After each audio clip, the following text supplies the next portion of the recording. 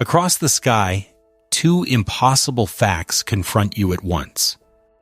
The universe is astonishingly smooth when viewed across billions of light years, smoother than any physical process should have allowed, and yet it's carved into a cosmic web so immense, so intricately patterned, that no known mechanism can build it in the time the universe has existed.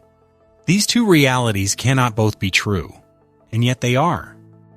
The primordial fluctuations recorded in the cosmic microwave background, those faint freckles of temperature variation first hinted at by Penzias and Wilson, and then mapped in detail by the Kobe and Planck satellites, are only about 1 part in 100,000. They represent density variations far too small to form the colossal filaments, superclusters, and billion light-year voids we see today. By the math, your galaxy shouldn't exist. Your place in the cosmos shouldn't exist. And the universe's structure should look nothing like the one surrounding you now. But the early universe confronts you with another impossibility. The cosmic microwave background, or CMB for short, reveals a cosmos far too uniform to seed the structures that surround you now. At the moment it decoupled, the universe was nearly featureless, almost perfectly even in temperature and density. That smoothness is a physical measurement, not a metaphor. And yet today we observe a universe dominated by enormous walls of galaxies, great arcs of matter, and giant cavities so vast they test the limits of probability. No known simulation, even with modern physics and supercomputers, can turn such microscopic ripples into the gargantuan structures we see. The math simply refuses to cooperate. Before turning to the maps themselves, it's crucial to remember what the universe should look like if those tiny fluctuations were all it had to work with, because under that expectation, the next observation should be impossible.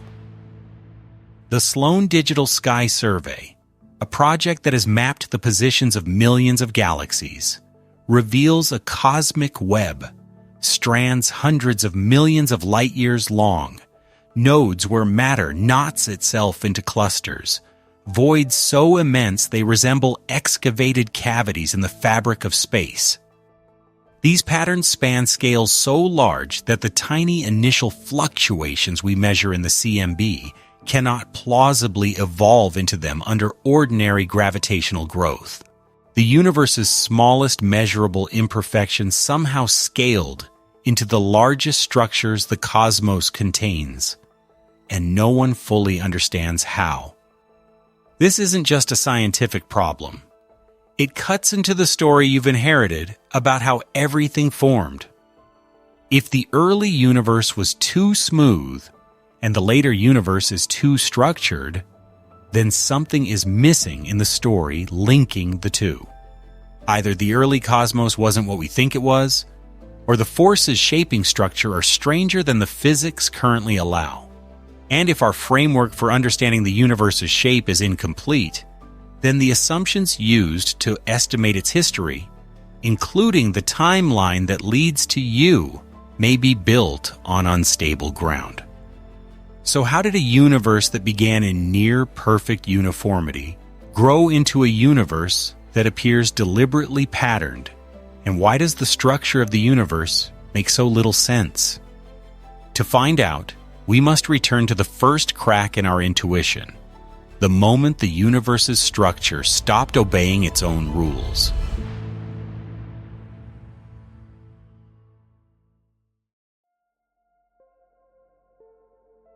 From the moment cosmology became a quantitative science, one assumption felt obvious: structure grows slowly. Small differences in density should deepen only over vast stretches of time. Gravitational attraction should sculpt galaxies and clusters gradually, and the universe should transition from smoothness to complexity in a steady, almost predictable arc.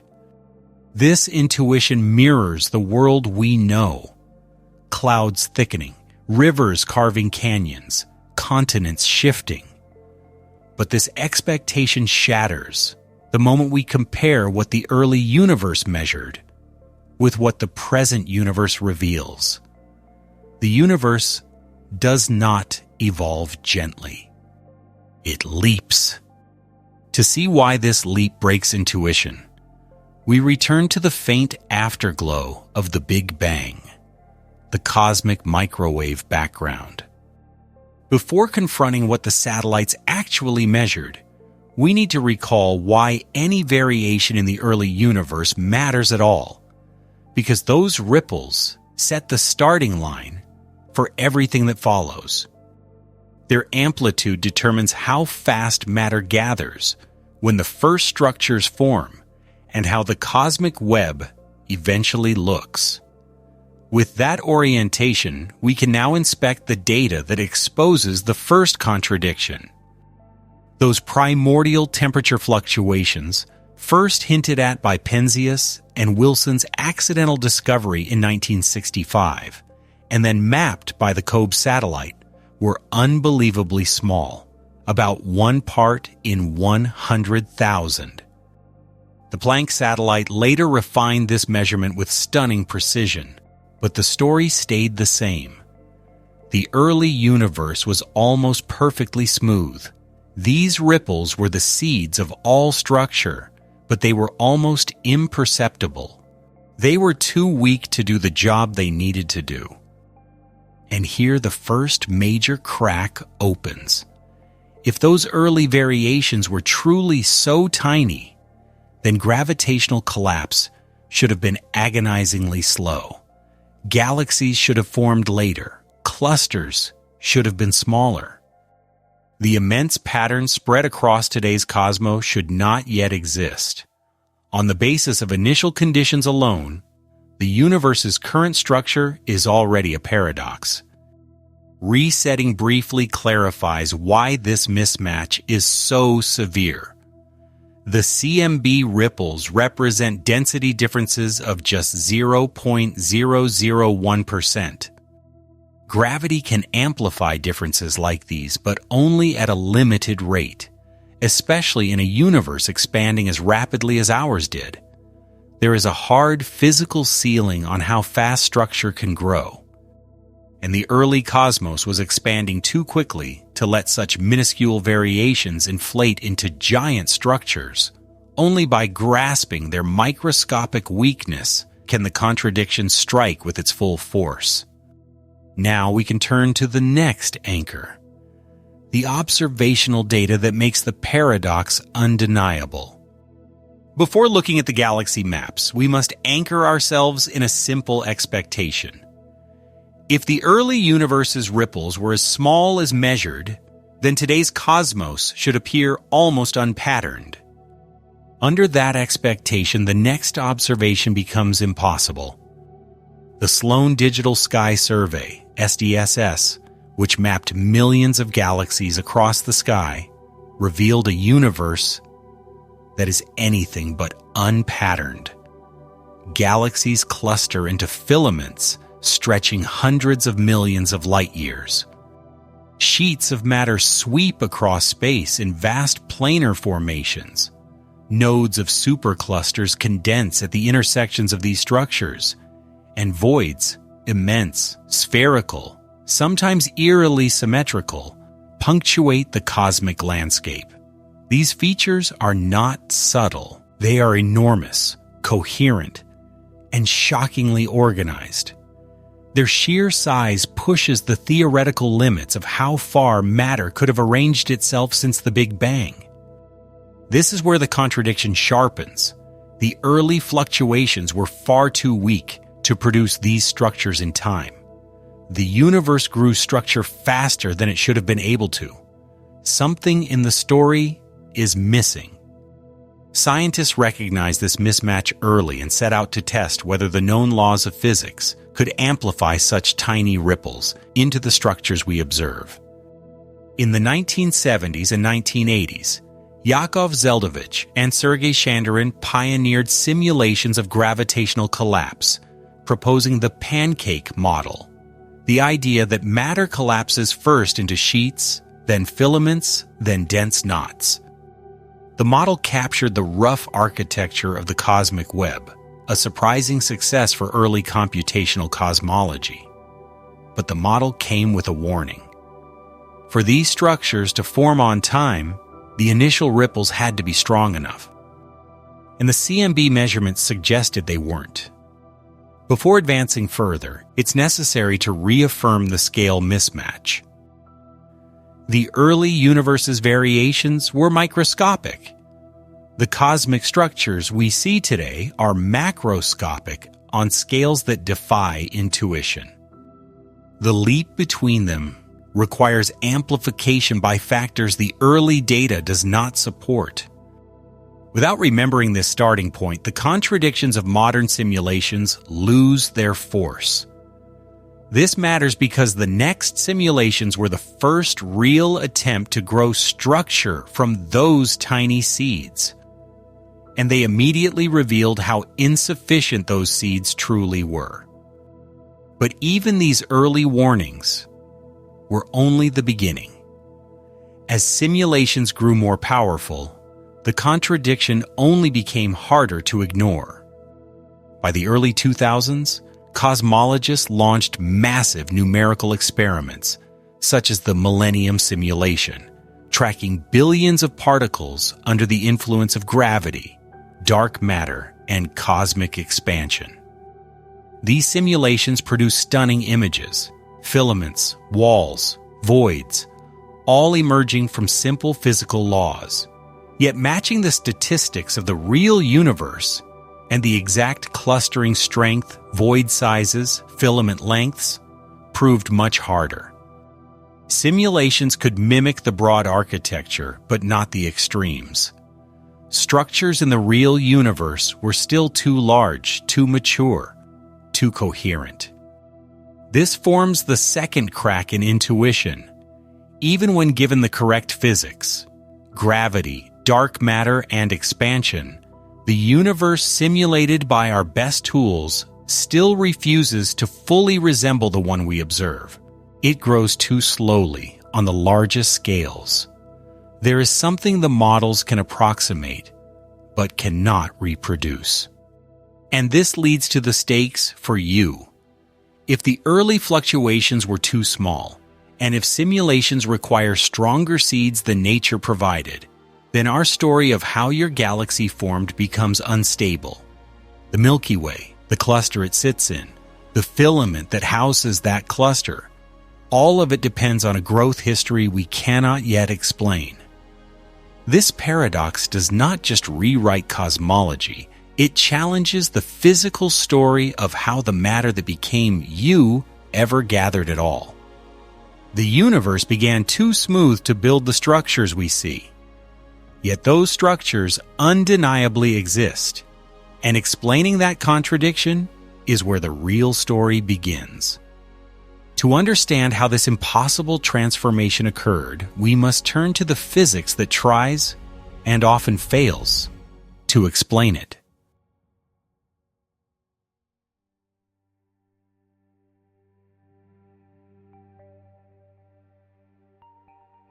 The early universe presents a simple picture. The cosmic microwave background shows a young cosmos marked only by faint temperature variations, so subtle that they seem barely capable of shaping anything at all. Yet these ripples determine how matter gathers, how galaxies ignite, and eventually how the elements inside your own body come into being. If their strength is misread, the entire timeline of cosmic structure, including your own origins, shifts with them. To bridge this gulf from simplicity to complexity, cosmology turns to lambda CDM. It combines gravity, cold dark matter, and dark energy into a single framework that promises to grow the universe from its delicate beginnings into the vast cosmic web we now observe. For years, it offered a stable foundation. You see, it seemed to explain how an almost featureless universe became rich with structure, This confidence deepened when the WMAP and Planck satellites measured the precise pattern of primordial fluctuations. These missions provided the starting blueprint, the amplitude of the ripples, their spacing, and their statistical texture. Lambda CDM reproduced these features with impressive accuracy. At first glance, the universe appeared to follow the model's script, but the picture shifts. A model that matches the early universe must also remain consistent as time stretches forward. The ripples frozen into the distribution of galaxies, relics of ancient sound waves, offer a clear way to test that continuity. Surveys like the Sloan Digital Sky Survey and the Dark Energy Spectroscopic Instrument mapped these patterns across billions of light-years.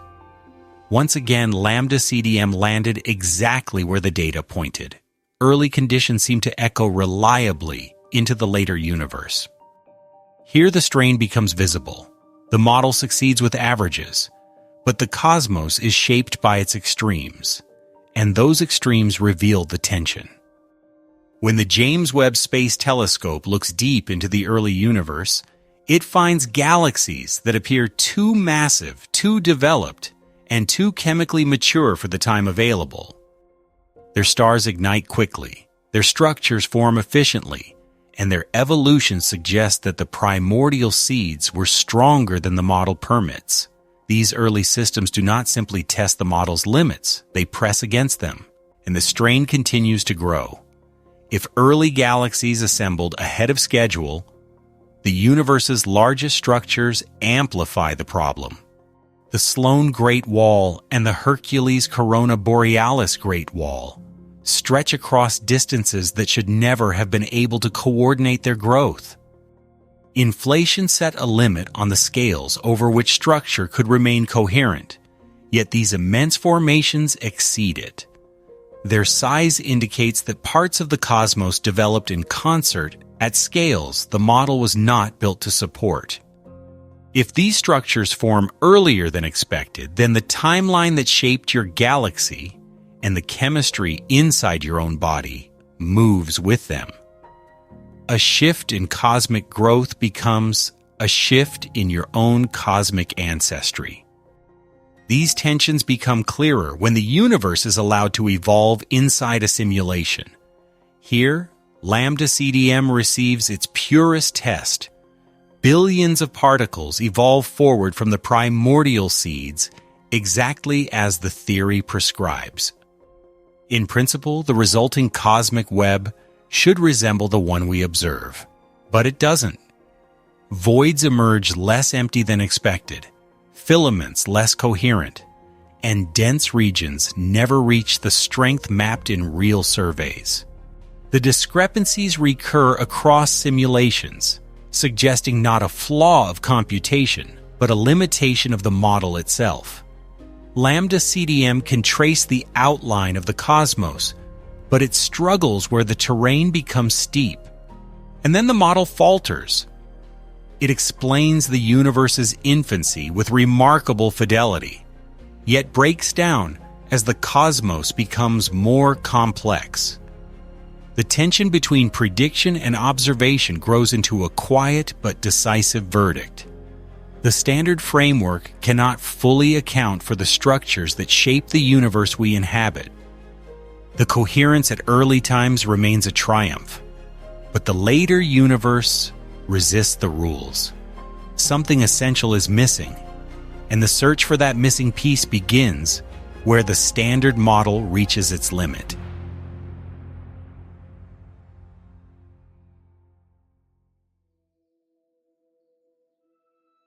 The more we push the standard model, the more it bends. And at some point, bending becomes breaking. Lambda CDM can explain the early universe with precision that feels almost improbable, yet falters when confronted with the universe that grew from it. If the physics guiding cosmic structure is incomplete, then the next step is unavoidable. Search the landscape of alternatives. A brief pause makes this clear. The contradictions aren't scattered. They gather around a single theme, Gravity and matter are not behaving as the model says they should. Any alternative must answer a simple but ruthless question. Why does the universe form structure more efficiently than predicted? Picture a galaxy spinning too fast for its own good. Stars race around the center at speeds the galaxy's visible mass cannot hold. They should fly off into space. They don't. Something is pulling harder than expected. This was Vera Rubin's discovery in the late 20th century. Her rotation curve measurements cracked open the calm surface of gravitational theory.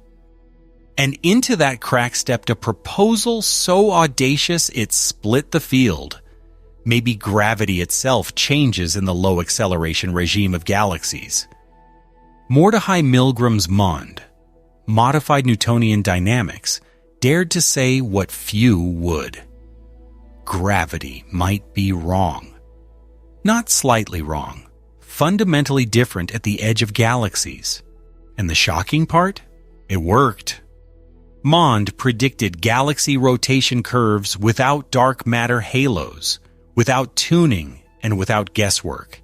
It matched detailed relationships between luminous matter and orbital speeds that the standard model could only reproduce by sculpting dark matter halos into precise shapes. For a moment, it looked as though gravity itself was revealing a hidden rule. But when Mond was pushed to clusters and cosmology, the picture fractured. Galaxy clusters still required unseen mass, and the CMB's acoustic peaks, measured with exquisite precision by Planck, demanded far more matter than Mond could provide.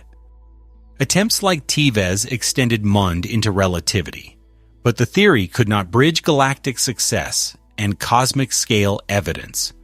Modified gravity illuminated one corner of the room but left the rest dark. If gravity alone could not explain the tension, attention shifted toward the matter responding to it. Perhaps the universe's invisible mass is not as simple as lambda CDM assumes. Another frame comes into view. In lambda CDM, dark matter is cold and slow-moving, giving structure time to grow. But if the particles were lighter and faster, creating warm dark matter, the early universe would look different. Rapid motion would smear out small structures, delaying galaxy formation and suppressing early collapse. Observations of the Lyman Alpha forest reveal how matter clumped when the universe was young. These absorption patterns place strict limits. Too much warmth, and everything smooths out more than observed. Still, a narrow band remains open, a possibility that the dark matter isn't as cold as we think. Another alternative? Dark matter that interacts with itself, a subtle push, a gentle scattering, a rare collision. Even small interactions could reshape halo cores or alter filament growth, potentially helping match observed structures. Merging clusters like the bullet cluster restrict how strong these interactions can be, but not to zero. A sliver of parameter space remains, enough to matter, enough to tempt. Each alternative tugs at a different thread of the contradiction. Each solves something and breaks something else. Warm dark matter helps at small scales, but risks erasing early galaxies. Self-interacting dark matter softens halos, but must avoid contradicting gravitational lensing. Modified gravity nails galaxy rotation, but collapses under cosmological scrutiny. Every attempt to fix one region of the universe distorts another. And halfway through the alternatives, the stakes shift sharply back to you. Everything that exists around you, your stars, your elements, even your planetary home, emerged from a sequence of gravitational events. If the mechanisms shaping cosmic growth differ from the standard picture, then the history that produced your atoms changes. The age of your galaxy, the timing of star formation, the chemical evolution of your environment all become uncertain. A different structure growth law means a different universe and a different you. But alternatives to gravity and matter aren't the only way the cosmos can deceive us. A more subtle possibility hides beneath them all. Imagine pulling back from the Milky Way, zooming past clusters, past filaments, past the cosmic web itself, expecting the universe to dissolve into smoothness. But it doesn't, not immediately. Patterns linger longer than expected. Structure refuses to disappear. Cosmology assumes that on large scales, the universe becomes statistically uniform. This assumption underlies distance measures, expansion rates, even the computations that derive the universe's age. But surveys suggest that homogeneity may emerge later, or more slowly, than predicted. Euclid's first void maps show cavities deeper and sharper than expected, as though the universe resists smoothing. If homogeneity is delayed, the consequences cascade. The cosmic distance ladder begins to wobble.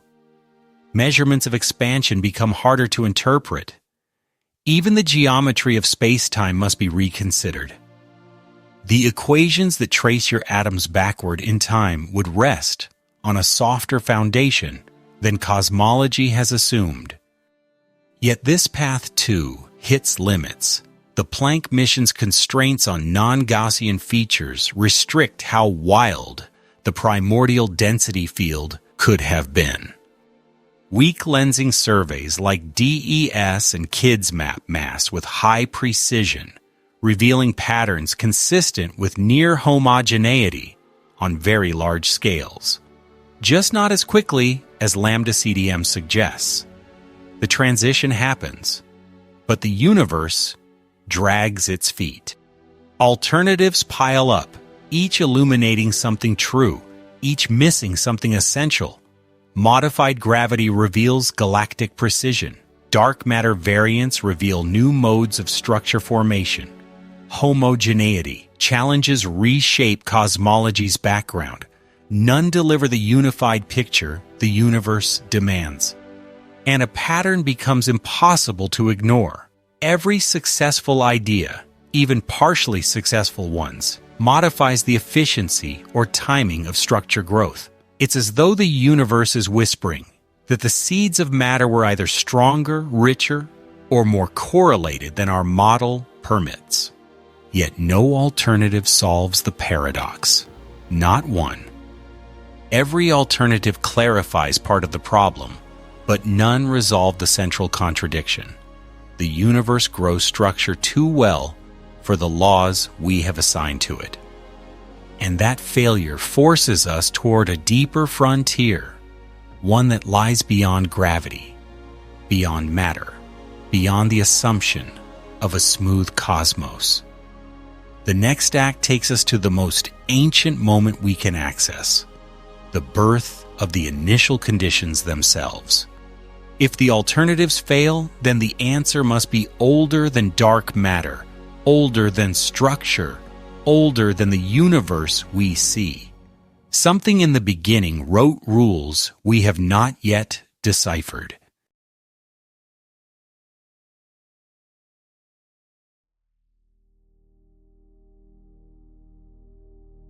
If the universe is built from laws we understand, these structures should not exist.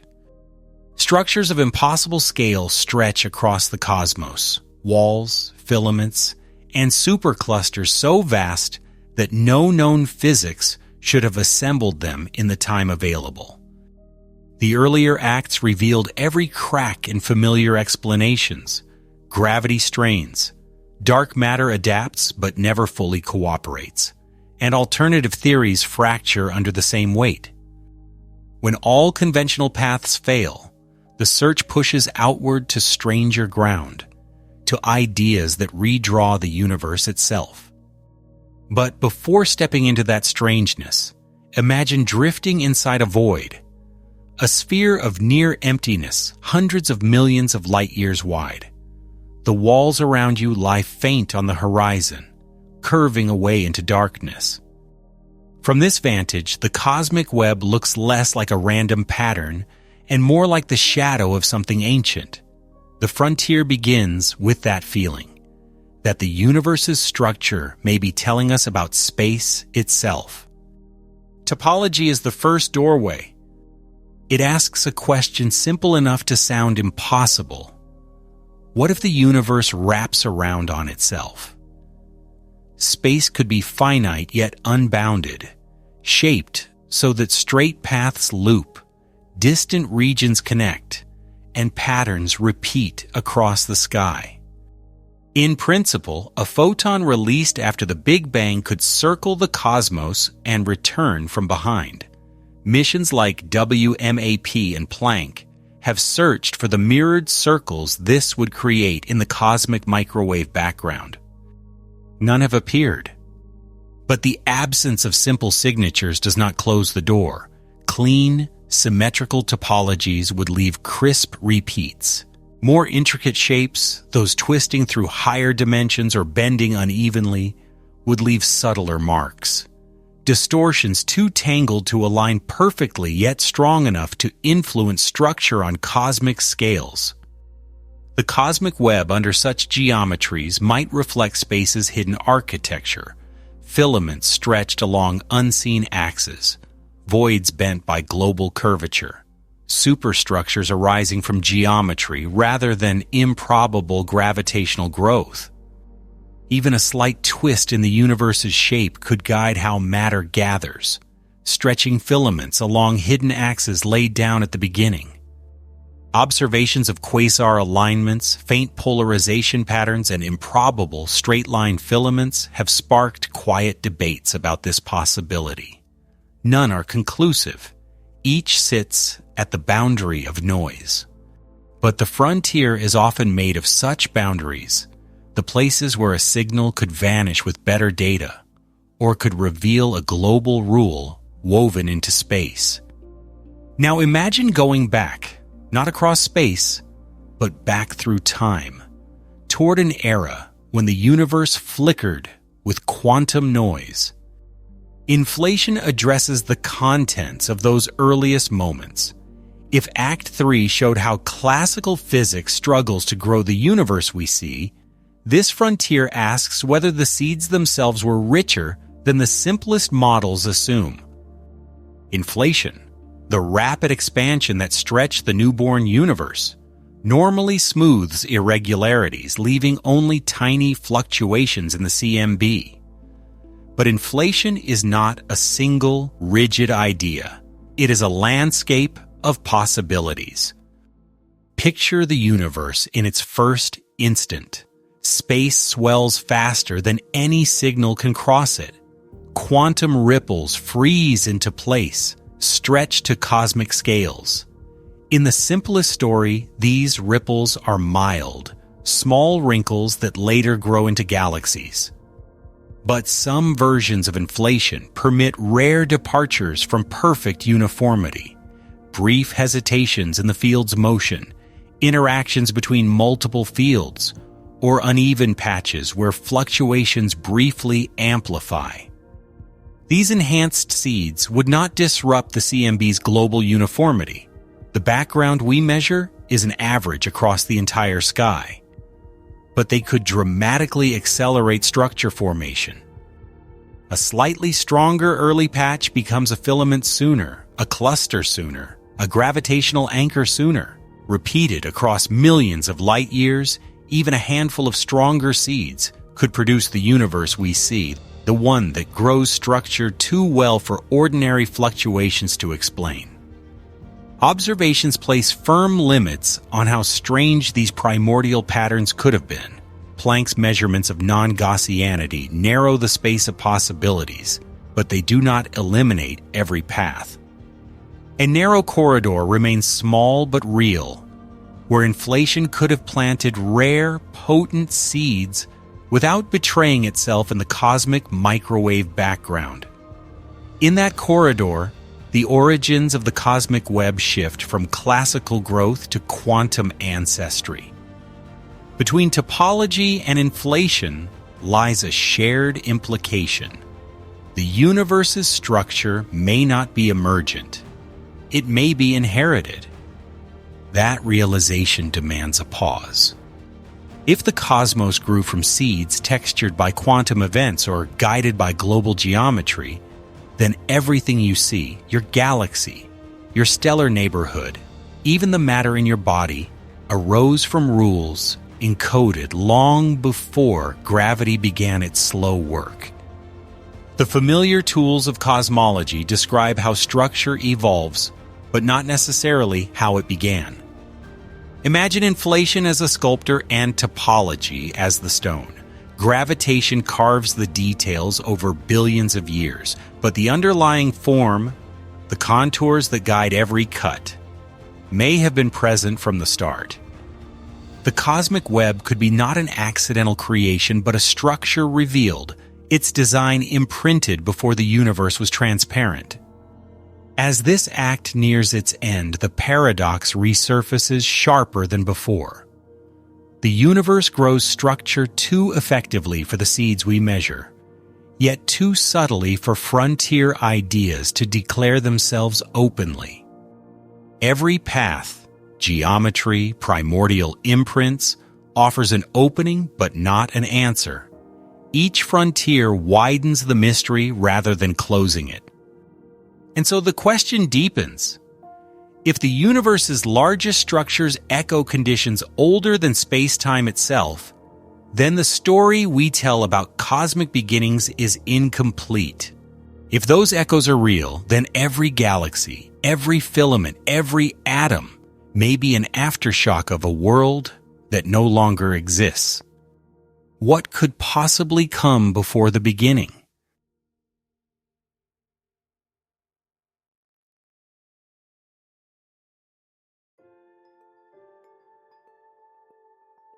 The universe should not have been able to build what it built. That is the thread running through every act of this story. The cosmic web is too coherent, too expansive, too quickly assembled from seeds too small to matter.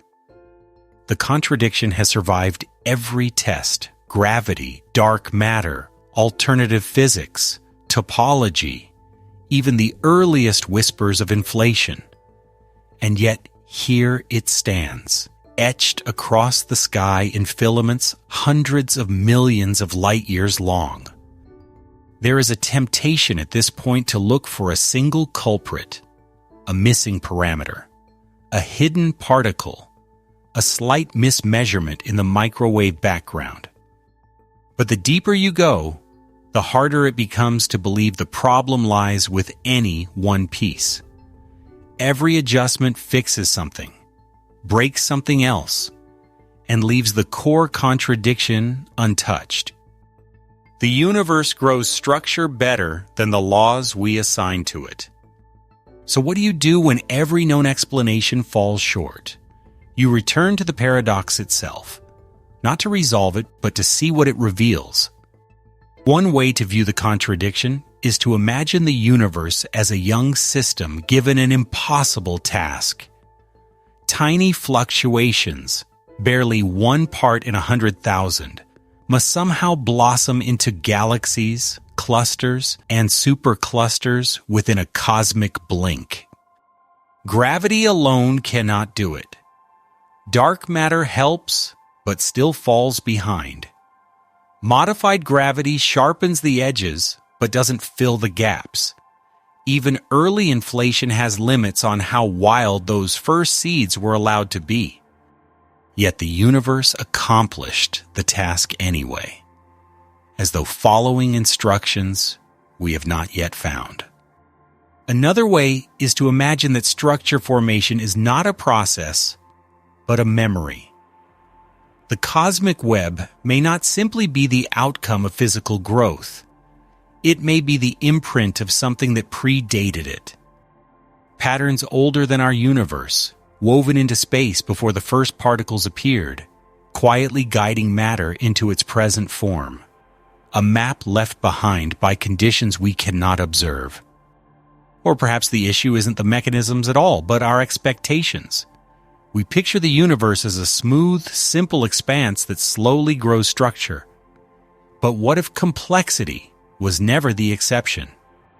What if the early universe was stranger, more structured, more constrained than the microwave background lets on? Our measurements give us a picture of near perfection. The cosmic web gives us a picture of near impossibility. Somewhere between those extremes lies a truth neither side fully captures. Momentum builds here, because each of these possibilities reshapes your own origin story. Your atoms depend on the timing of structure formation, when stars ignited, when galaxies merged, when heavy elements were cast into new environments. If the growth of structure does not follow the standard script, then the sequence that led to you is built atop assumptions that may not hold. Your cosmic history becomes flexible, malleable, sensitive to physics that have yet to be written down. Picture the universe at the earliest imaginable instant, when fluctuations were nothing more than faint quantum tremors. If those tremors were shaped by fields we do not know, or by boundaries we cannot see, then the web we inhabit might be the visible residue of an era almost entirely erased. A world where the laws of physics were not yet laws, but outcomes of deeper principles. We look at the cosmic web as a structure that grew, but what if it unfolded from instructions embedded in space-time itself? And now the paradox sharpens. Every attempt to modify gravity leaves the early universe too smooth. Every attempt to enrich the initial fluctuations leaves the microwave background too chaotic. Every attempt to embed structure into topology risks repeating patterns the sky refuses to show. Every path bends toward a boundary that the data will not let us cross. This is where Act 5 finds its voice, not in answers, but in the shape of the limit. We are looking at a universe that behaves as though the blueprint for structure was set by something beyond our current physical reach, something not captured by matter or gravity or even the familiar tools of cosmology, something that lived and ended before the Big Bang left its echo. And if so, then the cosmic web is less a construction and more an inheritance, a fossilized pattern from an era where our concepts, space, time, field, force, were not yet separated. Notice how this loops back to the question that opened the episode. The universe should be smoother than it is and rougher than it is. Too flat to create structure, too structured to come from flatness. A contradiction so clean it almost feels deliberate. And maybe that is the final turn. Not that the universe is wrong or our equations are wrong, but that our assumptions about beginnings are too shallow. We look for origins in a single moment. But what if the universe does not begin the way a story begins, cleanly, from zero? What if beginnings leak? What if the state that gave rise to our cosmos carried information forward, pushing structure into existence before our universe even had the chance to grow it? If that is true, then the cosmic web is not telling us how the universe formed. It's telling us what the universe emerged from. And if that is true, then the paradox was never a flaw in our understanding. It was a signal, a clue, a scar left over from a time that does not exist anymore. You are made from those scars. Every star, every atom, every breath you have ever taken depends on this hidden inheritance, on the structure that should not exist, yet undeniably does. You live inside a universe whose history may stretch backward through events no telescope can see, through conditions no model can recreate, through physics that may not operate in time as we understand it. So the final question is not whether the cosmic web makes sense. The final question is, if the universe carries memories older than time, then what exactly is the world you think you live in?